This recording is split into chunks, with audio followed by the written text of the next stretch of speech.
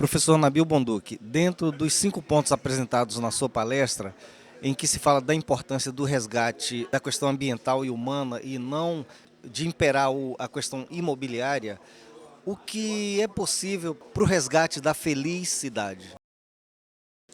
Olha, eu acho que a principal questão é colocar os aspectos ambientais, os aspectos sociais, os aspectos culturais em primeiro plano na definição das políticas públicas. Eles não podem ficar como acessórios, eles devem ser partes integrantes, né, de uma gestão pública que obviamente não pode desconsiderar o imobiliário, o econômico, porque eles são fundamentais para gerar emprego, para gerar espaços habitáveis para a população, mas eles precisam ser contrabalançados, equilibrados com os aspectos sociais, os aspectos ambientais e culturais, que tendem muitas vezes a ficar, de certa forma, em segundo plano e muitas vezes sendo afastados, destruídos pelos interesses econômicos. É muito comum, por exemplo, a população de baixa renda não encontrar espaço nas cidades e acabar ocupando as áreas mais frágeis, mais distantes, pior situadas, sem equipamentos, de modo a que, evidentemente, essa população não vai ser feliz, ela não vai ter bem-estar. Então, nós temos que proteger a população mais vulnerável. Temos que proteger também as áreas ambientais. Por quê? Porque a terra, a valorização da terra, tende a afastar essas áreas. Ou seja, são áreas que perdem valor. E se o valor de troca da terra prevalecer sobre os demais valores, então nós vamos ter uma cidade que realmente não será feliz, não criará bem-estar.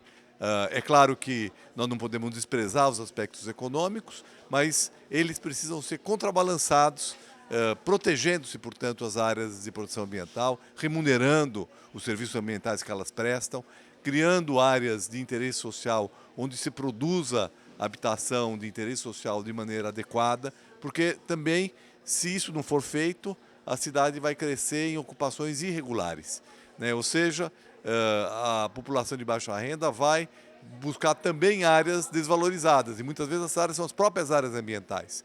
Então, muitas vezes, acaba se criando uma contraposição entre o social e o ambiental que é totalmente inadequada, né? Porque, na verdade, ambos essas dimensões, a social e a ambiental, elas são vítimas do econômico e do imobiliário.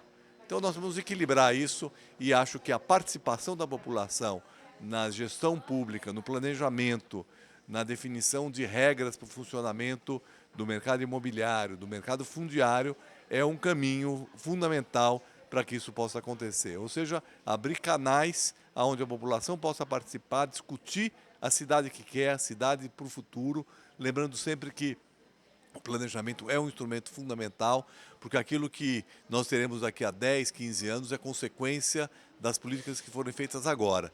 E nós não podemos desprezar o médio e o longo prazo quando pensamos numa política pública. Infelizmente, o nosso sistema político é um sistema muito imediatista, né? Os prefeitos, né, os secretários querem resultados de curto prazo e muitas vezes resultados setorizados. Eu quero resolver um problema e muitas vezes não se avalia qual vai ser a consequência de enfrentar esse problema para os outros problemas das cidades e também para o futuro. Então, essa visão imediatista, segmentada e autoritária da política pública, eu acho que é o grande obstáculo para uma cidade feliz. Nós precisamos reverter esse quadro, fundamentalmente garantindo participação e visão de futuro integrada.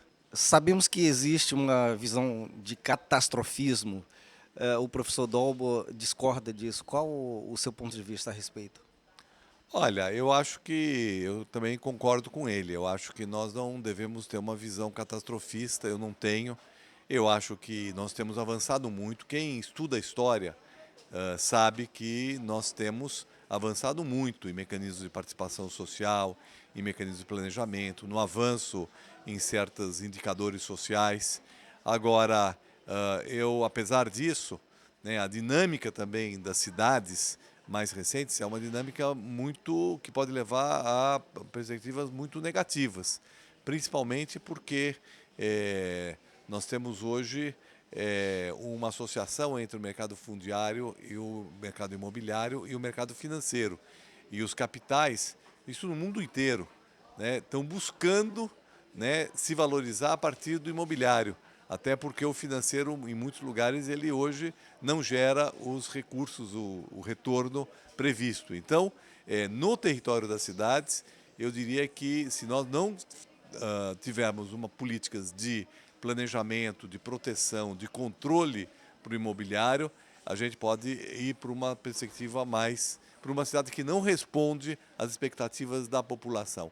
Né? Por isso que muitas vezes a gente tem dito que a nossa cidade tem melhorado da porta para dentro, ou seja, apesar dos problemas da saúde e da educação, nós avançamos muito em relação a esses aspectos nas últimas décadas. Avançamos também muito no acesso a bens, né? Uma quantidade significativa da população que não tinha renda, não tinha capacidade de ter acesso a bens de consumo básicos, essenciais, hoje tem acesso. No entanto, o território da cidade tem sido um elemento de exclusão, né? Exatamente por esse efeito perverso da valorização e exclusão. Vejo com preocupação esse problema e acho que nós temos que ter políticas públicas para enfrentá-los.